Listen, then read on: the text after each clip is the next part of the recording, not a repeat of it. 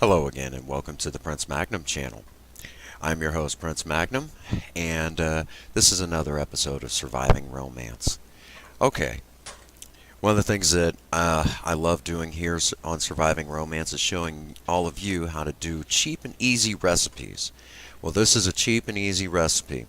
What you're going to need is some sausage, a little bit of flour, and a little bit of milk. Maybe some freshly baked biscuits, or in this case, what we used here, just some good old wheat toast. Doesn't have to be anything fancy. Cheap is just fine because that's all we're going to use in this. Okay, as you can see right now, I've taken a good deal of breakfast sausage, just some mild country sausage, and right now we're rendering the fat out of it and getting a nice darkened color, getting a good browning on it. Since we are working with pork product, make sure you cook it thoroughly. Even though we haven't had an outbreak of trichinosis since like the early 90s, it still wouldn't hurt to do it just in case. But you don't have to blacken it. Just get it a nice brown color. Um, Nothing wrong with that. Okay. And once everything's good and brown, we'll get to the next step. But in the meantime, while you're watching me cook and everything, um, what's this episode all about? What are we doing with all of this? Well, one of the things that seems to be, an issue today is we have all of us have big appetites and we love good taste, but the big problem is that none of us really have any money. And maybe your sweetheart's saying, "Honey, I'd like to go out. I'd like to go hit up that local diner. Maybe it's the local truck stop or something like that, just down the road from you. But you don't have a whole lot of money. Well, with a few simple ingredients, you can make something as if you were in a diner. And some of you might be saying, "Well, I'll just scrounge the money and go." Well, wouldn't it be nice to be able to say that you can be a short order cook right in your own home for your sweetheart? I'm sure she'd appreciate it even more. I know mine did. So right now, like I said, right now it may look a little boring to you, and I guess I could hit the time lapse, but why do that? Maybe cooking sausage. Maybe that's something for you. Maybe that's interesting to you. I don't know. What is your taste on that? Leave a comment. Okay. So right now, like I said, I'm just gathering ingredients. Um, the ingredients that you're going to need, I mentioned flour. You're going to need a quarter of a cup of flour for this. And of course, adjust the recipe according to, number one, your taste, and adjust it accordingly to how many people that you're there. But for this, just what you're seeing here, I used a quarter of a cup of flour. Then I had 2 cups of milk and about 2 tablespoons of the drippings from the sausage. Okay, that's really all you need. You don't need nothing fancier than that. You will need a good cast iron skillet, and you're going to need a good whisk. I used a plastic coated one for this, but use whatever you like. Just be careful if you don't do this in a non-stick pan, or it'll scuff up your pan and things like that, because you kind of got to scrape the little brown bits off the bottom. That's where the real flavor's at in all of this. So do be careful there. Okay. Um, Also, select how much toast, wheat toast you're going to need. You can do this with other types of toast, whatever your flavor is. I will say that, maybe you might want to try this with like an Italian or French loaf. I imagine it'd even be better. Like we used in my videos, grilled cheese to go. So, all right. Now, once your sausage is good and browned up, go ahead and get it out of the cast iron skillet.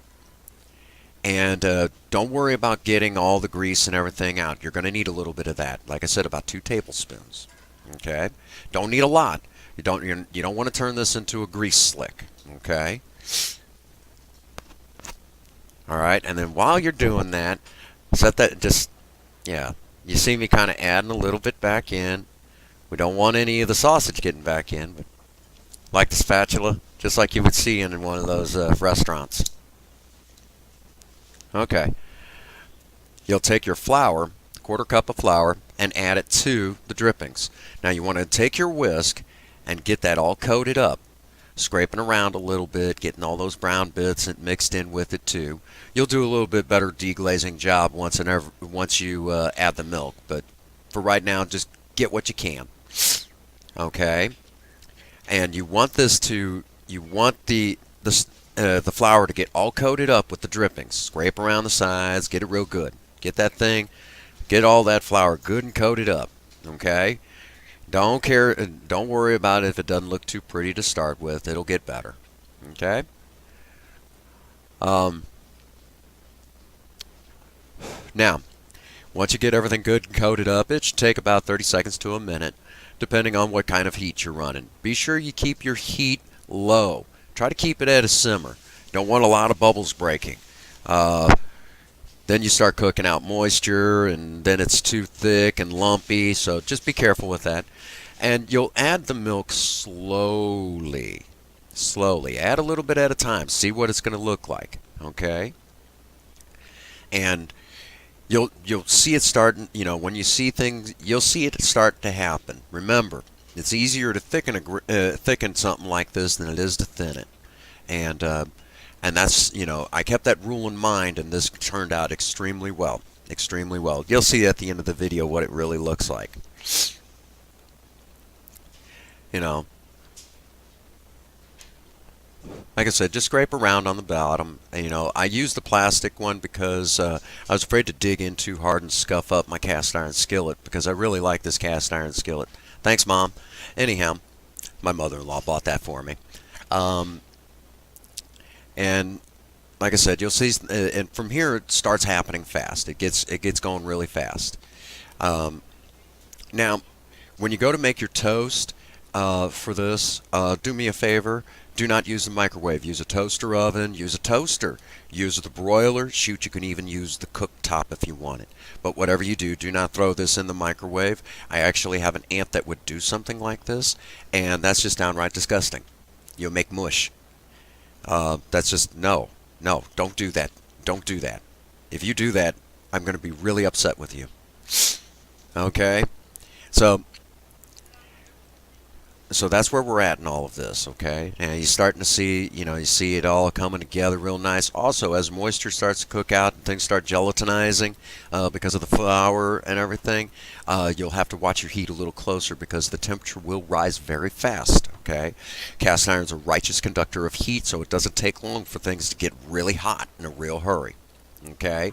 So watch your heat closely.